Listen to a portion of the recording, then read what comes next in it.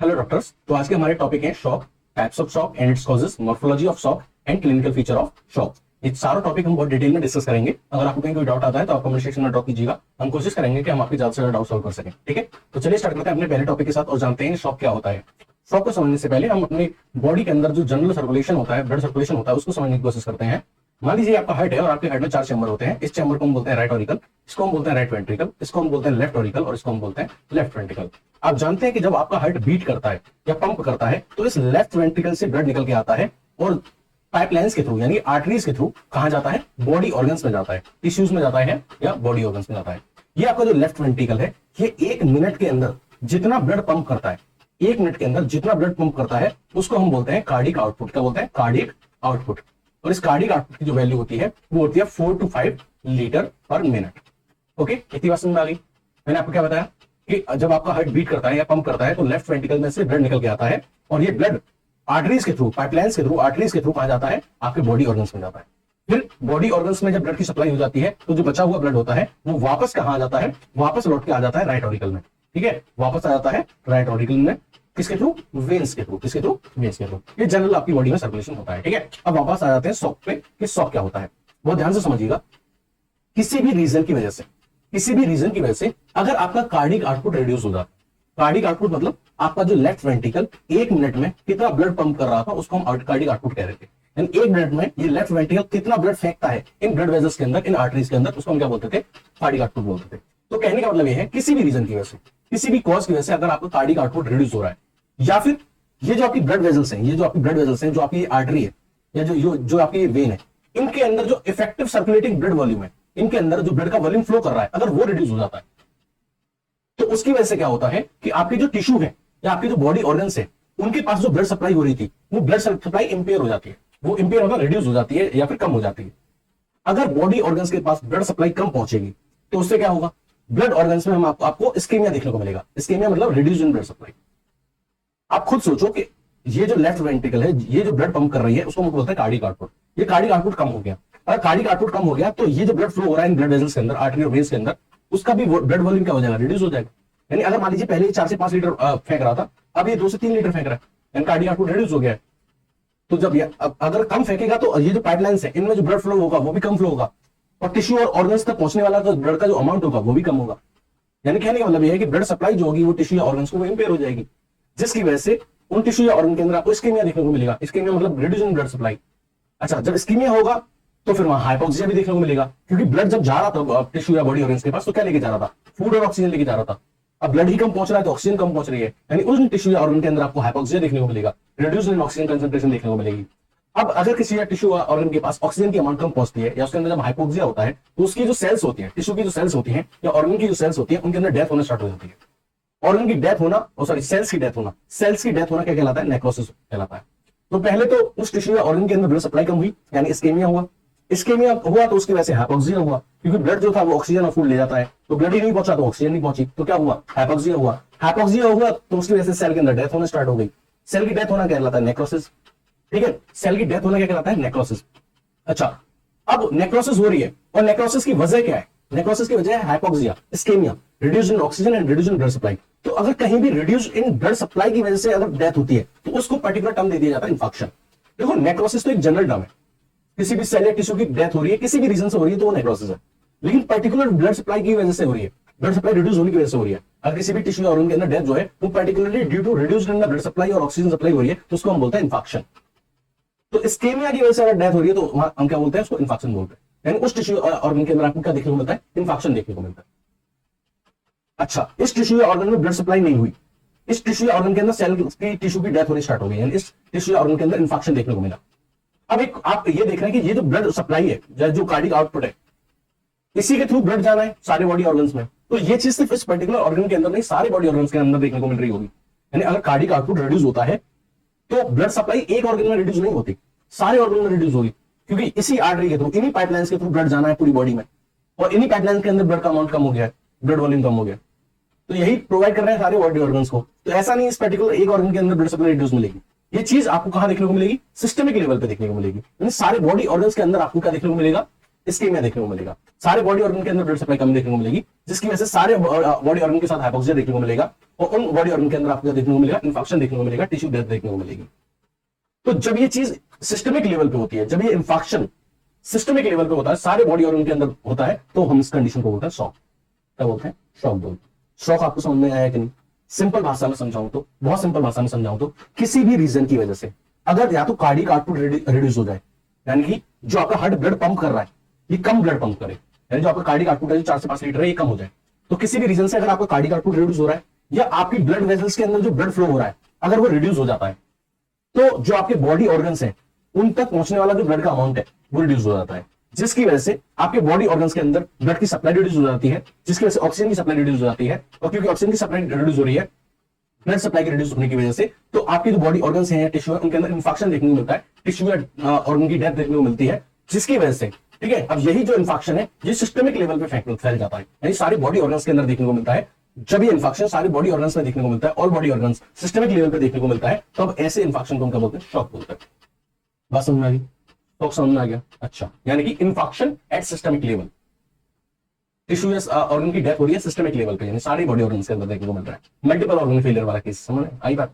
चलो, अब शॉक जो है उसकी दो कंडीशन हो सकती है, अर्ली ऑनसेट या प्रोलॉन्ज्ड शॉक, यानी कि ब्लड की जो सप्लाई रिड्यूस हुई है, यानी कि कार्डियक आउटपुट कम हुआ है, ब्लड सप्लाई रिड्यूस हुई है, लेकिन ब्लड सप्लाई को रिड्यूस हुए बहुत ज्यादा टाइम नहीं हुआ है, थोड़ा ही बहुत टाइम हुआ है। तो अगर थोड़े बहुत टाइम की बात है, तो उस टाइम पे जो आपका जो टिश्यू या ऑर्गन है, ये जो टिश्यू ऑर्गन है, इसमें थोड़े टाइम के लिए अगर ब्लड सप्लाई रिड्यूस हुई है, तो इसके अंदर आपको इंजरी तो देखने को मिलेगी, इस टिश्यू या ऑर्गन की सेल्स के अंदर इंजरी तो देखने को मिलेगी, बट जो ये इंजरी होगी रिवर्सिबल सेल इंजरी होगी। रिवर्सिबल सेल इंजरी का मतलब ये है कि जब आप इस ब्लड सप्लाई को वापस नॉर्मलाइज कर दोगे, तो ये टिश्यू या जो ऑर्गन होगा ये वापस नॉर्मल स्टेट में आ जाएगा। बात समझ आ रही है? लेकिन अगर ये शॉक लंबे टाइम तक कंटिन्यू रहे, ये रिड्यूस ब्लड सप्लाई, जो उसको ब्लड सप्लाई हो रही है इस टिश्यू ऑर्गन को, उसको लंबे टाइम तक रोक दिया जाए, यानी शॉक लंबे टाइम तक चले, तो फिर इस जो सेल्स हैं, जो टिश्यू या ऑर्गन के अंदर जो सेल्स हैं, उनके अंदर इरिवर्सिबल सेल इंजरी देखने को मिलती है। और जब एक बार को इरिवर्सिबल सेल इंजरी हो जाती है, तो आपको पता है कि फिर वो सेल अपनी वापस नॉर्मल स्टेट में नहीं जाती, फिर सेल की डेथ होनी होती है, टिश्यू और ऑर्गन की डेथ होनी होती है, और पर्सन के अंदर मल्टीपल ऑर्गन फेलियर के चांसेस होते हैं, जिसकी वजह से पर्सन की डेथ भी हो सकती है। तो प्रोलॉन्ग्ड जो शॉक की वजह से पर्सन की डेथ भी हो सकती है, it is a fatal case. Okay, अब हम डिस्कस करते हैं टाइप्स ऑफ शॉक के बारे में। शॉक कितने टाइप के होते हैं? तो शॉक के बेसिकली 3 टाइप्स होते हैं, 3 मेन टाइप्स होते हैं शॉक के, जिसकी वजह से शॉक हमें देखने को मिलता है। तो पहला है कार्डियोजेनिक शॉक। पहला क्या है? Cardiogenic shock. कार्डियोजेनिक शॉक का क्या मतलब है? मैंने अभी आपको बताया था कि ये आपका हार्ट है, इसमें 4 चैम्बर है, ये है राइट ऑरिकल, ये है राइट वेंट्रिकल, ये है लेफ्ट ऑरिकल, ये है लेफ्ट वेंट्रिकल। लेफ्ट वेंट्रिकल जो ब्लड पंप कर रहा है, ठीक है, 1 मिनट में, उसको बोलते हैं कार्डियक आउटपुट। ये जब ये कार्डियक आउटपुट रिड्यूस हो जाता है, तब हमको शॉक देखने को मिलता है, क्योंकि अब हमारी सारी बॉडी ऑर्गन्स में ब्लड की सप्लाई क्या हो जाती है? रिड्यूस हो जाती है। ठीक है, अब हम डिस्कस कर रहे हैं कार्डियोजेनिक शॉक। कार्डियोजेनिक शॉक यानी वो शॉक जिसका जो रीजन है वो क्या है? Due to failure of myocardial pump resulting cardiac output decrease, यानी कि आपका जो हार्ट है, जो आपका ये जो हार्ट है, इसको हम बोल रहे हैं मायोकार्डियल पंप, ये प्रॉपरली ब्लड को पंप नहीं कर पा रहे। इस लेफ्ट वेंट्रिकल को 1 मिनट में 4 से 5 लीटर ब्लड पंप करना था। मान लीजिए आपका हार्ट हेल्दी नहीं है, या आपके हार्ट के अंदर कोई भी डिसीज है, कोई भी एबनॉर्मलिटी, कोई भी प्रॉब्लम है, जिसकी वजह से आपका जो हार्ट है वो प्रॉपरली ब्लड पंप नहीं कर पा रहा है, जिसकी वजह से कार्डियक आउटपुट लो हो रहा है। और क्योंकि कार्डियक आउटपुट लो हो गया है, तो उसकी वजह से आपको क्या देखने को मिल रहा है? ऑर्गन्स के अंदर ब्लड सप्लाई नहीं हो पा रही है, ऑर्गन्स के अंदर आपको इन्फेक्शन देखने को मिल रहा है, और ये इन्फेक्शन पूरे सिस्टमिक लेवल पे फैल गया है, यानी सारे बॉडी ऑर्गन्स के अंदर फैल गया है, जिसकी वजह से हमें शॉक की स्टेट देखने को मिली है। तो अगर प्रॉब्लम हार्ट में है, मायोकार्डियल पंप में है, वो प्रॉपर्ली ब्लड पंप नहीं कर पा रही है, तो ऐसे शॉक, इस रीजन की वजह से जो शॉक प्रोड्यूस होता है, इसको कार्डियोजेनिक शॉक बोलते हैं। अब ये हार्ट ब्लड पंप क्यों नहीं कर पा रहा है? तो इसके भी कई सारे रीजन हो सकते हैं। मायोकार्डियल इंफेक्शन हो सकता है, यानी आपकी जो मसल्स की जो आपका हार्ट की जो मसल्स है वो डैमेज हो रही है। हार्ट की मसल डैमेज होने के भी कई रीजन हो सकते हैं। ये भी रीजन हो सकता है कि खुद हार्ट को ही ब्लड प्रॉपर्ली सप्लाई ना हो रहा हो, या फिर ऐसा हो सकता है कि आपकी जो वेंट्रिकल्स हैं वो रप्चर कर गई हैं, ये लेफ्ट वेंट्रिकल और राइट वेंट्रिकल है, ये रप्चर कर गई है। अब वेंट्रिकल रप्चर कर जाएगी तो पंप किसको करना था? वेंट्रिकल्स को। अब वो रप्चर हो गई है तो प्रॉपर्ली पंप नहीं कर पा रही है। या फिर हार्ट के अंदर एरिथमिया शो हो रहा है, यानी इरेगुलर हार्ट बीटिंग शो हो रही है। इरेगुलर हार्ट बीट, एक प्रॉपर रिदम नहीं है हार्ट के अंदर, जिसकी वजह से प्रॉपर कार्डियक आउटपुट जनरेट नहीं हो पा रहा है, प्रॉपर पंपिंग नहीं हो पा रही है, प्रॉपर कार्डियक आउटपुट रिलीज नहीं हो पा रहा है। या फिर पल्मोनरी एम्बोलिज्म है। क्या है? पल्मोनरी एम्बोलिज्म, जो आपकी पल्मोनरी पाइप्स होता है, या फिर जो आपकी पल्मोनरी वेन होती है, वो ब्लड लेके आती है कहां? लेफ्ट ऑरिकल के पास। अब जो ये पल्मोनरी वेन है, अगर इसमें कहीं एम्बुलस आ जाए यानी ब्लॉकिंग आ जाए, तो ये ब्लड नहीं लेके आएगी लेफ्ट ऑरिकल के पास। और जब ये लेफ्ट ऑरिकल के पास ब्लड नहीं लेके आएगी तो ये वो ब्लड लेफ्ट वेंट्रिकल में नहीं जाएगा, और लेफ्ट वेंट्रिकल में ब्लड नहीं आ पा रहा है तो कार्डियक आउटपुट तो प्रोड्यूस ही नहीं होगा। तो पल्मोनरी एम्बोलिज्म वाले केस में भी हमें देखने को मिलता है कि हमारा जो हार्ट है वो प्रॉपर्ली ब्लड को पंप नहीं कर पाता है, जिसकी वजह से शॉक की कंडीशन अराइज होती है, उसको हम बोलते हैं कार्डियोजेनिक शॉक। तो यहां दिक्कत किसमें थी? हार्ट में दिक्कत थी, जिसकी वजह से कार्डियक आउटपुट रिड्यूस हो रहा था, या फिर ये कहिए कि ब्लड का वॉल्यूम डिक्रीज हो रहा था। ठीक है, दूसरा रीजन है हाइपोवोलेमिक शॉक। हाइपोवोलेमिक शॉक वाला जो कॉज केस है, इसमें आपका हार्ट तो हेल्दी है, हार्ट तो नॉर्मल है, वो तो पंप करने की कैपेबिलिटी रखता है। दिक्कत ये आ रही है कि आपका जो ब्लड वॉल्यूम है वो किसी भी रीजन की वजह से लॉस हो गया। मान लीजिए किसी पर्सन के अंदर एक्सीडेंट हो जाए किसी का, और उस एक्सीडेंट में उसका ब्लड लॉस हो जाए, तो उसका हार्ट तो सही काम कर रहा है ना, बट उसका फ्लूइड लॉस हो गया है। यानी इस केस में क्या हो गया है कि दूसरा वाला जो कंडीशन था, इफेक्टिव ब्लड वॉल्यूम, यानी इफेक्टिव ब्लड वॉल्यूम कम हो रहा है। मैंने बताया था ना, दो रीजन हो सकते हैं, मैंने आपको बताया था दो रीजन हो सकते हैं, या तो कार्डियक आउटपुट डिक्रीज हो, कार्डियक आउटपुट डिक्रीज हो जाए, या फिर इफेक्टिव ब्लड वॉल्यूम डिक्रीज हो जाए। तो मान लीजिए हार्ट तो प्रॉपर्ली पंप कर रहा था, लेकिन पर्सन का हो गया एक्सीडेंट, और पर्सन का एक्सीडेंट हो गया तो उस पर्सन का ब्लड लॉस हो गया। तो जिसकी वजह से क्या होगा कि जो पाइप्स थे, आर्टरी और जो वेन्स थे, इनके अंदर जो ब्लड फ्लो हो रहा था वो ब्लड लॉस हो गया, यानी effective circulating blood volume reduce हो गया। अब जब ये ब्लड ही रिड्यूस हो गया तो आपको पता है कि टिश्यू में ब्लड सप्लाई नहीं हो पाएगी, टिश्यूज में ब्लड सप्लाई नहीं होगी तो टिश्यू में इस्केमिया, हाइपोक्सिया और इंफेक्शन होगा, और ये सारे बॉडी ऑर्गन्स के अंदर देखने को मिलेगा, जिस कंडीशन को हम क्या कहेंगे? शॉक कहेंगे। तो हाइपोवोलेमिक शॉक में आपके हार्ट में कोई दिक्कत नहीं है। दिक्कत कहां है कि जो फ्लूइड लॉस हो गया, ब्लड वॉल्यूम कम हो गया। अब फ्लूइड क्यों लॉस हो गया है? तो उसमें बहुत सारी रीजन हो सकते हैं, कोई ट्रॉमा हो सकता है, कोई एक्सीडेंट हो सकता है, कोई बर्न हो सकता है, या फिर पर्सन को डायरिया है और डायरिया में उसके साथ खून निकल के आ रहा है, पीसेस में खून निकल के आ रहा है, वॉमिटिंग हो रही है, उसको ब्लड की वॉमिटिंग हो रही है, हेमोरेज, इंटरनल ब्लीडिंग हो रही है उस इंसान को। इन सारे रीजन की वजह से उसका ब्लड वॉल्यूम डिक्रीज हो रहा है, जिसकी वजह से शॉक की कंडीशन अराइज हो रही है, उस शॉक को हम बोलते हैं हाइपोवोलेमिक शॉक। तीसरा शॉक है shock associated with the systemic inflammation. Inflammation की वजह से शॉक की कंडीशन अराइज हो रही है। अब ये कैसे होती है? तो आपको पता है कि मान लीजिए कहीं भी कोई इंजरी हो या इन्फेक्शन हो, किसी भी इंजरी या इन्फेक्शन के अगेंस्ट हमारी बॉडी एक रेस्पॉन्स जनरेट करती है, उस रेस्पॉन्स को बोलते हैं इन्फ्लेमेशन। क्या बोलते हैं? इन्फ्लेमेशन। इस इन्फ्लेमेशन के दौरान क्या देखने को मिलता है? हमको वैसोडाइलेशन देखने को मिलता है, हमारी जो ब्लड वेजल्स होती है वो डायलेट कर जाती है। अब मान लीजिए ये ब्लड वेजल्स है और ये डायलेट कर गई, क्या कर गई? डायलेट कर गई। इस ब्लड वेजल्स की जो वॉल होती है उसमें सेल्स होती है, उनको बोलते हैं एंडोथेलियल सेल्स। क्या बोलते हैं? Endothelial cells. ये है एंडोथेलियल सेल्स। क्या है? Endothelial cells. तो जब ये ब्लड वेसल डायलेट करती है तो इन एंडोथेलियल सेल्स के बीच में गैप क्रिएट हो जाता है। पहले ऐसे चिपकी चिपकी होती है इस तरीके से, लेकिन जब ब्लड वेसल में डायलेशन हो जाता है तो इनके बीच में गैप क्रिएट हो जाता है, और गैप जब क्रिएट हो जाता है तो जो ब्लड के अंदर जो प्लाज्मा वाला पार्ट है वो इस गैप से बाहर निकल जाता है, तो जिसकी वजह से ब्लड का वॉल्यूम डिक्रीज हो जाता है। बात समझ में आ गई? और ब्लड का वॉल्यूम डिक्रीज होगा तो ब्लड का प्रेशर डिक्रीज होगा, ब्लड का वॉल्यूम डिक्रीज होगा तो ब्लड का प्रेशर डिक्रीज होगा, और जो ऑर्गन्स में ब्लड सप्लाई हो रही थी वो रिड्यूस हो जाएगी। बात समझ में आ रही है? तो कभी भी अगर कोई इन्फेक्शन होता है या एक्सीडेंट होता है या इंजरी होती है, यानी किसी इन्फेक्शन या इंजरी के केस में हमारी बॉडी एक रेस्पॉन्स जनरेट करती है, एक प्रोटेक्टिव रेस्पॉन्स जनरेट करती है, उसको बोलते हैं इन्फ्लेमेशन। इन्फ्लेमेशन में क्या देखने को मिलता है? वेसोडाइलेशन देखने को मिलता है, और जब वेसोडाइलेशन होता है तो एंडोथेलियल सेल्स के बीच में जो गैप है उस गैप के थ्रू ब्लड का लॉस हो जाता है, और जब ब्लड का लॉस हो जाता है तो ब्लड का वॉल्यूम और प्रेशर डिक्रीज हो जाता है, जिसकी वजह से टिश्यू ऑर्गन्स के अंदर ब्लड सप्लाई रिड्यूस हो जाती है, इसलिए फिर उन ऑर्गन्स में इंफेक्शन देखने को मिलता है। फिर जब ये सिस्टमिक लेवल पर फैल जाता है तो उसको हम शॉक बोलते हैं। तो एक तो ये हो सकता है, कॉज हो सकता है इंजरी या इन्फेक्शन, उस इन्फ्लेमेशन की वजह से, इंजरी, इन्फेक्शन या फिर इन्फ्लेमेशन की वजह से। दूसरा मैंने आपको बताया था कि जो आपकी लेफ्ट वेंट्रिकल है इससे आर्टरीज के थ्रू ब्लड जाता है बॉडी ऑर्गन्स के पास, और फिर ये ब्लड वापस कहां जाता है? राइट ऑरिकल में। किसकी हेल्प से? वेन्स की हेल्प से। अगर मान लो इन वेन्स में कंजेशन हो जाए, यानी ब्लॉकेज आ जाए, अगर इन वेन्स में ब्लॉकेज आ जाएगा तो ये ब्लड जो है ये वापस हार्ट तक नहीं पहुंचेगा, और यहां पे डिपॉजिट होता रहेगा, यहां पे डिपॉजिट होता रहेगा, तो जो ये वेन्स है ये फूल जाएंगी, स्वेल कर जाएंगी, डायलेट कर जाएंगी, और जब ये डायलेट कर जाएंगी और यहाँ पे एक्स्ट्रा प्रेशर जनरेट हो जाएगा क्योंकि यहाँ पे ब्लॉकिंग है, आगे तो जा नहीं पा रहा है, तो यही एक्यूमुलेट होता रहेगा, और यहाँ एक्यूमुलेट होता रहेगा, तो यहाँ स्वेलिंग आ जाएगी इस ब्लड वेसल के अंदर, जिसकी वजह से ये डायलेट कर जाएगी और यहाँ से फ्लोट जो है वो बाहर की तरफ लीक कर जाएगा, बाहर की तरफ लीक कर जाएगा, यानी वीनस कंजेशन देखने को मिलेगा। तब भी आपका ब्लड वॉल्यूम डिक्रीज होगा, ब्लड प्रेशर डिक्रीज होगा, और ब्लड की सप्लाई डिक्रीज होगी ऑर्गन्स में, जिसकी वजह से ऑर्गन्स के अंदर इंफेक्शन देखने को मिलेगा, और ऐसे शॉक को हम बोलेंगे shock associated with the systemic inflammation. एक पार्टिकुलर बात मैंने आपको बताया था कि या तो इंजरी हो या इन्फेक्शन हो या फिर वीनस कंजेशन हो, इनकी वजह से जो शॉक प्रोड्यूस होता है उसको बोलते हैं shock associated with the systemic inflammation. लेकिन इसका एक पार्टिकुलर केस, कौन सा वाला, सिर्फ और सिर्फ इंफेक्शन वाला। अगर किसी बैक्टीरिया या फंजाई के इंफेक्शन की वजह से अगर आपको शॉक देखने को मिल रहा है तो ऐसे शॉक को हम बोलते हैं सेप्टिक शॉक।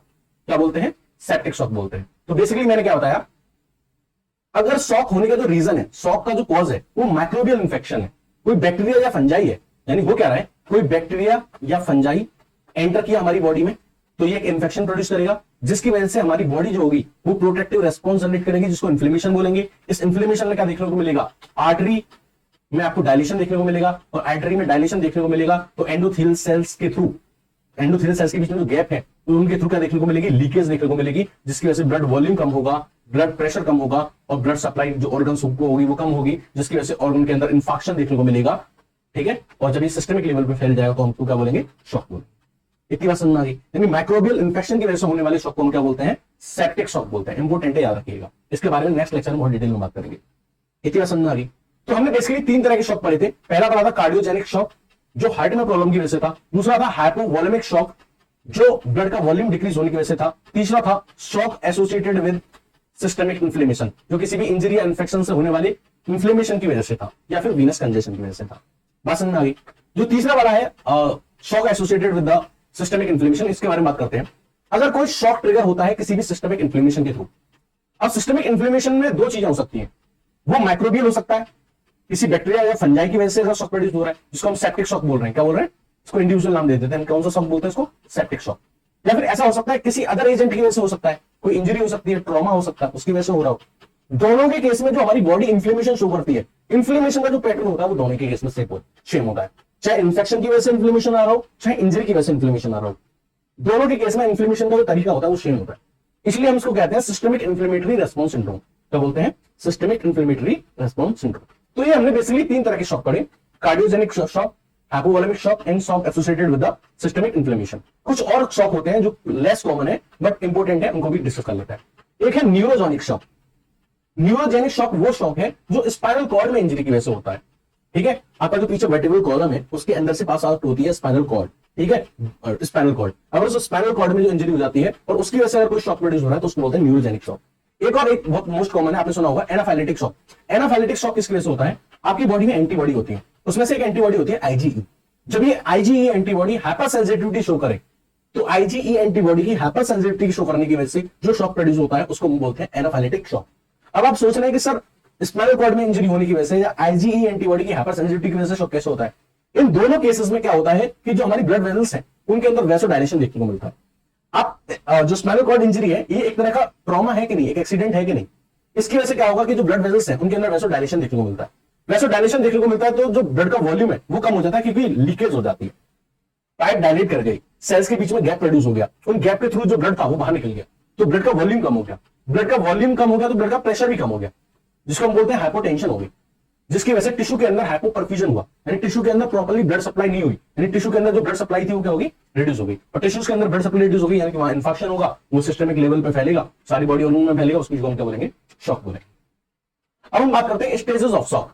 शॉक कितने स्टेज में फैलता है? तो शॉक जो है ये बेसिकली एक प्रोग्रेसिव डिसऑर्डर है। कैसा है? प्रोग्रेसिव डिसऑर्डर है, यानी धीरे धीरे इंक्रीज होने वाला डिसऑर्डर है, और इसको अगर टाइम रहते करेक्ट नहीं किया गया तो ultimately it cause death, it can cause death. Shock basically 3 stages में होता है। सबसे पहली होती है initial and non progressive stage, दूसरी होती है प्रोग्रेसिव स्टेज, और तीसरी होती है इरिवर्सिबल स्टेज। पहली बात करें इनिशियल या नॉन प्रोग्रेसिव फेज या फिर स्टेज, इसमें क्या होता है कि मान लीजिए क्या हुआ, मान लीजिए ये आपका हार्ट था, है ना, और इसको ब्लड पंप करना था, यहाँ जो लेफ्ट वेंट्रिकल है इसको ब्लड पंप करना था, ये ब्लड कहां जाना था, बॉडी ऑर्गन्स के पास जाना था, बॉडी ऑर्गन से ये ब्लड वापस कहां आना था, राइट ऑरिकल में आना था, राइट ऑरिकल में आना था, है ना, ये नॉर्मली होना था। अब मान लीजिए किसी भी प्रॉब्लम की वजह से इस लेफ्ट वेंट्रिकल ने कार्डियक आउटपुट जो है वो कम रिलीज किया, 4 या 5 लीटर की वजह से की जगह इसने 3 लीटर मान लीजिए रिलीज किया, तो हमारे जो बॉडी के अंदर रिसेप्टर्स होते हैं, हमारे जो बॉडी के अंदर रिसेप्टर्स होते हैं, वो जो रिसेप्टर्स होते हैं वो इस डिक्रीज इन कार्डियक आउटपुट को सेंस कर लेते हैं। स्पेशली बेसिकली ये रिसेप्टर कहां होता है, आपकी किडनी के अंदर। ठीक है, किडनी के अंदर आपने सुना होगा जेजीए, जस्ट्रा ग्लोमेरुलर एपरेटस, वो इस चेंज को रिसीव करता है, और भी हमारी बॉडी के अंदर रिसेप्टर्स होते हैं जो इस डिक्रीज इन कार्डियक आउटपुट को सेंस करते हैं। जैसे हमारी बॉडी के रिसेप्टर इस डिक्रीज इन कार्डियक आउटपुट को सेंस करते हैं, हमारी बॉडी के अंदर क्या होता है, रिफ्लेक्स कंपेंसेटरी मैकेनिज्म स्टार्ट हो जाता है। ऐसे कंपेंसेटरी मैकेनिज्म स्टार्ट हो जाते हैं जो इस कार्डियक आउटपुट को बढ़ाना चाहते हैं। जैसे उसमें से एक है रेनिन एंजियोटेंसिनोजन एल्डोस्टेरोन सिस्टम। आपने पढ़ा होगा किडनी वाली यूनिट में, वहां क्या होता है कि ये ब्लड का वॉल्यूम डिक्रीज हो रहा है। जब लेफ्ट वेंट्रिकल ब्लड कम कर रहा है तो जो इफेक्टिव सर्कुलेटिंग ब्लड है, इफेक्टिव सर्कुलेटिंग ब्लड वॉल्यूम है, ये डिक्रीज हो रहा है, यानी जो ब्लड फ्लो हो रहा है आर्टरी या वेन्स में वो डिक्रीज हो रहा है, तो उसको बढ़ाने की कोशिश की जाती है इन सिस्टम के द्वारा, रेनिन एंजियोटेंसिनोजन एल्डोस्टेरोन सिस्टम। इसमें क्या करता है, वो किडनी से ज्यादा वाटर एब्जॉर्ब कराते हैं और उस वाटर को इस ब्लड में डालने की कोशिश करते हैं ताकि ब्लड का वॉल्यूम डिक्रीज हो जाए। साल्ट और वाटर का एब्जॉर्प्शन इंक्रीज कर देते हैं, यूरिन का फॉर्मेशन डिक्रीज कर देते हैं, थर्स्ट प्यास कम कर देते हैं, प्यास बढ़ा देते हैं। ज्यादा प्यास लगेगी, आदमी ज्यादा पानी पिएगा तो वो ज्यादा ब्लड में जाएगा, ब्लड वॉल्यूम इंक्रीज होगा। तो यानी वो सारे स्वेटिंग कम कर देंगे तो जो ब्लड जो वाटर है उसका लॉस कम होगा। तो यानी कि रिफ्लेक्स कंपेंसेटरी मैकेनिज्म स्टार्ट हो जाता है, किडनी से ज्यादा वाटर एब्जॉर्ब करवाओ, यूरिन का फॉर्मेशन कम कर दो, प्यास ज्यादा लगवा दो, स्वेटिंग कम कर दो, यानी वो सारे फैक्टर एक्टिवेट कर देते हैं जिससे हमारा जो इफेक्टिव ब्लड वॉल्यूम है वो इंक्रीज हो जाए, ताकि जो हमारे जो वाइटल ऑर्गन्स है उनकी ब्लड सप्लाई जो डिस्टर्ब हो रही है कार्डिक आउटपुट कम होने की वजह से वो डिस्टर्ब ना हो, वो प्रॉपर हो जाए। जब ये रिफ्लेक्स कंपेंसेटरी मैकेनिज्म वर्क करते हैं तो उस टाइम पे हमारी बॉडी के अंदर आपको टैकीकार्डिया देखने को मिलेगा, यानी आपकी हार्ट बीट इंक्रीज देखने को मिलेगी, हमारी जो ब्लड वेसल्स है उनके अंदर वैसो कॉन्स्ट्रिक्शन देखने को मिलेगा, क्योंकि पाइप का साइज अगर डिक्रीज हो जाएगा तो ब्लड फ्लो होने की जो स्पीड है वो इंक्रीज हो जाएगी।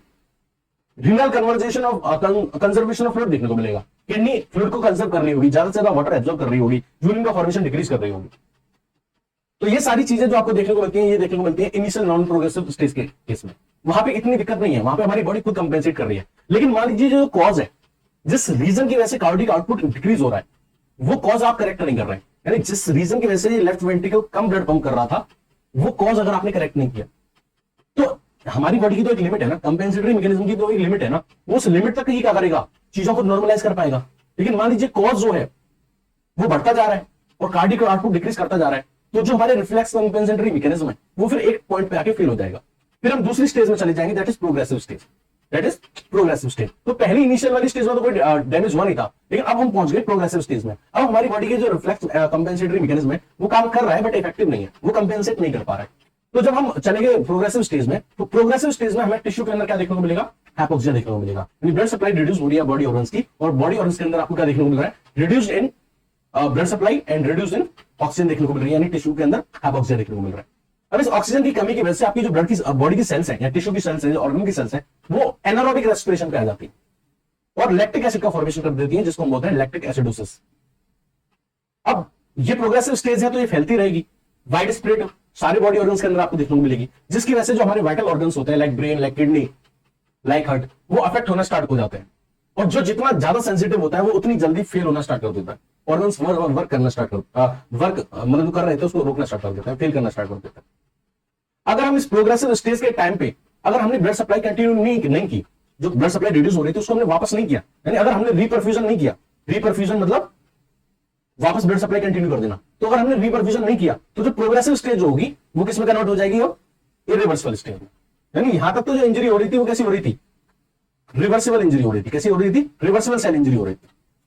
यानी अगर आप ब्लड पर रीपरफ्यूजन कर देंगे, क्या कर देंगे, रीपरफ्यूजन कर देंगे, वापस ब्लड सप्लाई कर देंगे तो नॉर्मल होने के चांसेस है। लेकिन मान लीजिए अगर आपने यहां भी नहीं किया, तो अब हम किस स्टेज में चले जाएंगे, इरिवर्सिबल स्टेज में। अब इरिवर्सिबल स्टेज में एक बार चले गए तो जो सेल इंजरी है वो इरिवर्सिबल सेल इंजरी होने स्टार्ट हो जाएगी ब्लड सेल्स में, और ब्लड सेल्स में एक बार इरिवर्सिबल सेल इंजरी हो जाती है तो सेल की अल्टीमेटली डेथ होती है। ऊपर से जो लाइसोसोमल एंजाइम्स होते हैं वो लाइसोसोम से लीक करना स्टार्ट कर देते हैं इन द इरिवर्सिबल स्टेज, जिसकी वजह से कंडीशन और ज्यादा एग्रीवेट हो जाती है, शॉक और ज्यादा एग्रीवेट हो जाता है। और मल्टीपल ऑर्गन्स के अंदर जो हमें क्या देखने को मिलता है, फेलियर देखने को मिलता है। जो ऑर्गन्स होते हैं वो फेल करने स्टार्ट कर देते हैं और ऑर्गेनिज्म की जो भी इंसान है उसकी डेथ हो जाती है। इस केस में अगर आप वापस ब्लड सप्लाई दे भी तो तब भी पर्सन के बचने के चांसेस नहीं होते। रीजन इज दैट कि जब आप रीपरफ्यूजन दोगे तो बाकी की जो ऑर्गन्स हैं वो तो कोशिश करते हैं सही होने की, बट जो आपका ब्रेन है या आपका हार्ट है वो उतनी जल्दी रिकवर कर नहीं पाता, तो अल्टीमेटली पर्सन की डेथ देखने को मिलती है। अगर मैं आपको बात करूं मॉर्फोलॉजी ऑफ शॉक की, कि अगर किसी ऑर्गन में शॉक होगा तो हमें उसकी मॉर्फोलॉजी क्या देखने को मिलेगी, उन ऑर्गन और टिश्यू की क्या मॉर्फोलॉजी होगी जिनके अंदर शॉक आपको देखने को मिल रहा है। तो अगर शॉक का रीजन हार्ट है या फिर reduce in effective circulating blood volume है, यानी अगर आपको शॉक कार्डियोजेनिक है या हाइपोवॉल्यूमिक है। कार्डियोजेनिक याद है ना आपको, हार्ट की प्रॉब्लम की वजह से आपका हार्ट जो है वो पंप नहीं कर पा रहा है क्लियरली। हाइपोवॉल्यूमिक ब्लड का जो फ्लूइड है उसका जो वॉल्यूम है वो ब्लड में डिक्रीज हो रहा था किसी की वजह से, किसी भी वजह से, इट मे बी एक्सीडेंट और ट्रॉमा। तो अगर आपका जो शॉक है वो कार्डियोजेनिक है या हाइपोवॉल्यूमिक है, तो उस केस में आपको टिश्यू या ऑर्गन के अंदर आपको क्या देखने को मिलेगी, हाइपोक्सिक इंजरी देखने को मिलेगी, यानी रिड्यूस इन ऑक्सीजन की वजह से आपको जो सेल्स हैं उनके अंदर डेथ देखने को मिलेगी, उनके अंदर इंजरी देखने को मिलेगी। ठीक है। जो हाइपोवॉलेमिक शॉक है और कार्डियोजेनिक शॉक है ये कहीं भी हो सकते हैं बॉडी में, बट मेन कॉमनली हम इनको देखते हैं brain, heart, kidney, lungs, adrenal gland and in the GIT. जब ये किडनी में होते हैं कार्डियोजेनिक शॉक और हाइपोवॉलेमिक शॉक, तो किडनी जो होती है उसमें ट्यूबुलर नेक्रोसिस देखने को मिलती है। लंग्स जो होता है उसके अंदर कार्डियोजेनिक शॉक के चांसेस कम होते हैं। ये बेसिकली हाइपोवॉलेमिक शॉक शो करता है, और हाइपोवॉलेमिक शॉक इसलिए शो करता है क्योंकि इसके पास जो है रेजिस्टेंस होती है रिड्यूसिंग ऑक्सीजन को कम्बैट करने की, क्योंकि लंग्स के पास ओरिजिनली अपनी ऑक्सीजन है, lungs is store house of gas, तो उसके वो ऑक्सीजन डेफिशिएंसी को कंपेंसेट कर सकता है। तो बेसिकली जो रीजन होता है लंग्स के अंदर शॉक का होता है हाइपोवॉलेमिक शॉक। एड्रिनल ग्लैंड में भी देखने को मिलता है और जीआईटी में भी आपको देखने को मिलता है। ठीक है, अगर हम बात करें, अगर आपका जो शॉक का नेचर है वो सेप्टिक शॉक है, अगर सेप्टिक शॉक है तो आपको क्या देखने को मिलेगा कि आपकी जो ब्लड वेजल्स हैं उनके अंदर ब्लड क्लॉट बनना स्टार्ट हो जाएंगे, बहुत छोटे छोटे मल्टीपल क्लॉट बनना स्टार्ट हो जाएंगे आपके ब्लड वेजल्स के अंदर, और ये बेसिकली आपको brain, heart, lungs, kidney, adrenal gland and GIT इन सब में देखने को मिलेंगे। अब जब क्लॉट बन रहे हैं तो आपको क्या देखने को मिलेगा, जो आपका ब्लड है उसके अंदर प्लेटलेट्स का काम कम हो जाएगा क्योंकि वो क्लॉट्स बनाने में हेल्प कर रहा है, तो थ्रोम्बोसाइटोपेनिया भी देखने को मिलेगा।